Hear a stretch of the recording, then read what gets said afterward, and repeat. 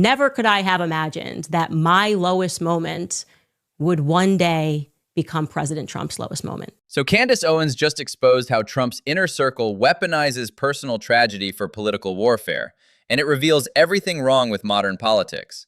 She's pulling back the curtain on how Loomer essentially runs Trump's social media attacks. This is masterclass political transparency. So you can imagine that when I found out that Donald Trump was publicly announcing me, naming me, Candace Owens, as Time's Person of the Year, there was this little glimmer of hope, right? I'm not going to lie. Here is what he sent out on Truth Social. He wrote, Candace Owens' stock, which was never very high, has fallen a long way. Trump literally reduces human beings to stock prices. Her stock was never very high. This commodification of people perfectly captures how political elites view everyone as assets to be traded. Notice he's not attacking policies here, just treating her like a failing investment. Her attack on the First Lady of France is despicable. I believe in this case, without verification, she is an extremely low IQ individual. Look at that photo. Ouch. The most damning part? Trump admits he's making claims without verification, but publishes them anyway. This is textbook character assassination. Attack first, verify never. He's literally confessing to spreading unconfirmed information while calling someone else low IQ. This is actually the fourth tweet about me in the span of 2 weeks from the leader of the free world. What is going on?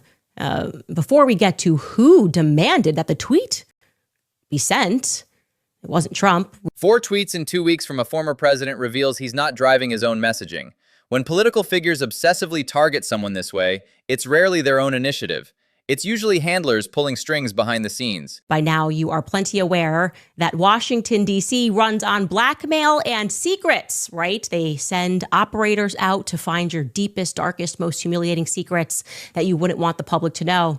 And once they discover these secrets, you're kind of presented with really just 2 options. One, fall into line, deliver the talking points. If you're in Congress, vote how we want you to vote. If you're in media, say what we want you to say. And we'll make sure the public never finds out. This blackmail system explains so many sudden political reversals we've witnessed. Remember how many politicians completely flipped positions overnight? Lindsey Graham's Trump flip. Countless media personalities changing tune.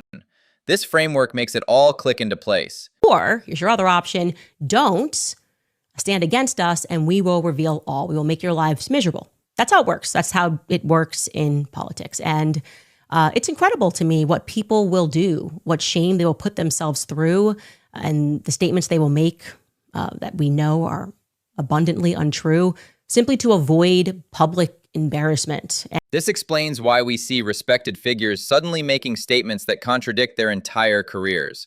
Think about how many times you've watched someone and thought, this doesn't sound like them. Now you know why. After 4 days of his top advisor, Loomer, sharing AI photos, illusory stories about drunken hit and runs, and fairy tales about secret trusts to hide money from the Macron, all in this like manic fit to try to land a hit on my rather boring life, you can imagine that there must have been some satisfaction when they stumbled upon something that is authentic. Loomer has become Trump's digital attack dog, crafting elaborate disinformation campaigns against anyone who crosses the inner circle. AI photos, fabricated stories. This is modern political warfare, and it's completely unethical. But you see, the only problem with people who are cartoonishly evil is that they also tend to be equally as dumb. So you can imagine how deflated they are going to feel to learn that the photo that they stumbled upon, my deepest, darkest secret, was actually at first shared by me. Okay. This is brilliant political jujitsu. She disarmed their entire attack by owning her story first. When you control your own narrative, opponents can't weaponize your vulnerabilities. She turned their ammunition into her armor. So back in 2019, I shared that because I'm actually proud of that photo. And so I will briefly tell you the story as to how it came to be, because I was not that well known in 2019, and so you may have missed it. The story is from 2016, before I had any public profile whatsoever. I had moved into a brand new, newly built luxury apartment. And one night I received a knock on the door from the building maintenance claiming that there was a system-wide HVAC leak. 2016 was 3 years before she became a public figure, making this attack particularly vicious. Trump's team literally dug through someone's private medical crisis to score political points. The cruelty is breathtaking. It must have been a few days later that I woke up and my eyes were completely red and they were pussing and it was itchy. And I was like, that's weird. I don't know what this is about, thinking that it was separate. Within weeks, I then broke out, and that is what you were seeing, head to toe in eczema, something that I had previously never had. I'm talking giant patches of eczema all over my skin. My hair fell out in clumps, and this is now over a couple of months. And I kid you not, I even got athlete's foot, which is insane. Toxic mold exposure can be life-threatening and causes severe neurological damage. Using someone's genuine medical emergency as political ammunition crosses every line of basic human decency. This isn't politics, it's sadism. I had 2 asthma attacks that landed me in the hospital, and I had no idea what was happening. I had no idea what was happening. Were it not for somebody that was in my life who instantly recognized the picture of all of the symptoms and told me that there had to have been a toxic mold presence for which I needed to have the environment tested immediately. 2 hospitalizations for asthma attacks while fighting an unknown illness, and Trump's team thought this was fair game for mockery. The fact that she nearly died makes their attack even more morally bankrupt. I was a completely changed person instantly. I was exhausted. I was sleeping up to 16 hours a day.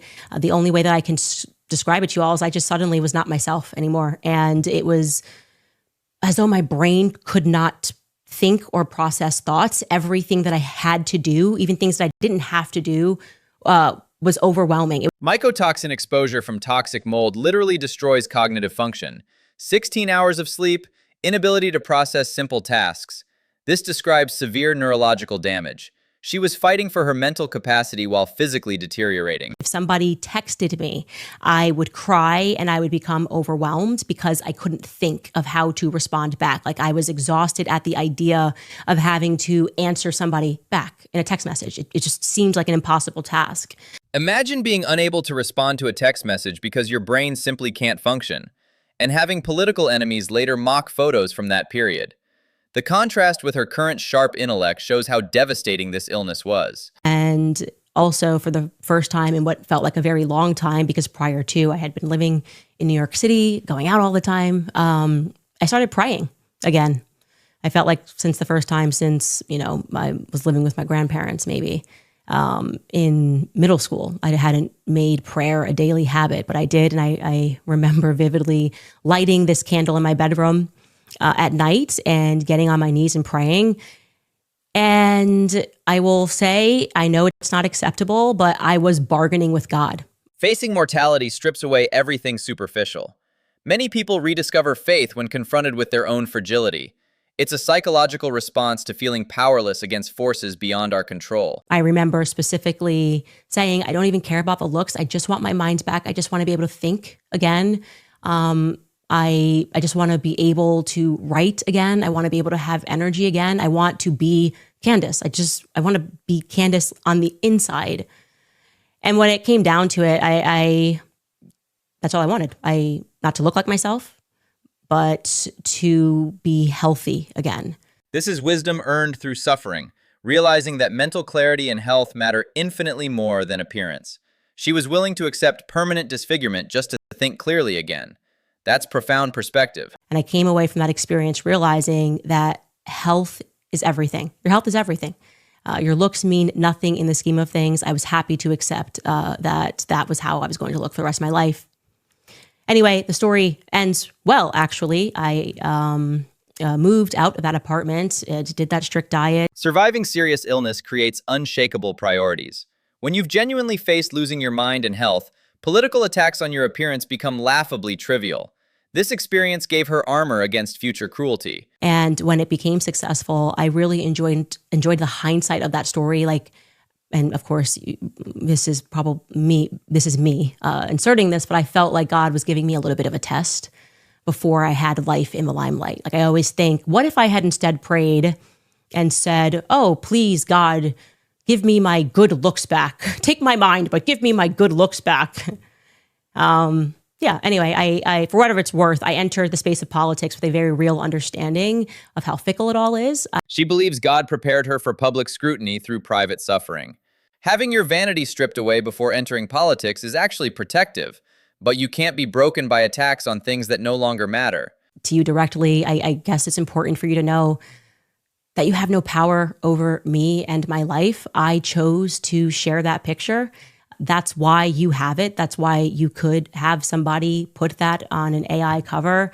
I made a decision to share that with the public because it was the lowest moment of my life. And I do not want people digging through to find that and to try to embarrass me. I'm not embarrassed of it. By sharing her vulnerability first, she made it impossible to shame her with it later. This is strategic transparency, neutralizing potential attacks by owning your story completely. Political operatives hate when their targets control the narrative. I'm proud of who it made me into today. People get sick, okay? In fact, there are people who email us daily about their chronic illnesses and tell me how much this podcast helps them get through the day. People who are going through surgery, people who are going through cancer, and similarly are wearing bandanas and have no hair, who enjoy listening to this podcast. It gives them a laugh, and that's okay. Like, who cares what you look like? Okay. She transformed personal trauma into ministry for others facing similar battles. Cancer patients, chronic illness sufferers, she turned her lowest moment into a source of hope for people fighting their own health crises. Never could I have imagined that my lowest moment would one day become President Trump's lowest moment. So Candace Owens just exposed how Trump's inner circle weaponizes personal tragedy for political warfare, and it reveals everything wrong with modern politics. She's pulling back the curtain on how Laura Loomer essentially runs Trump's social media attacks. This is masterclass political transparency.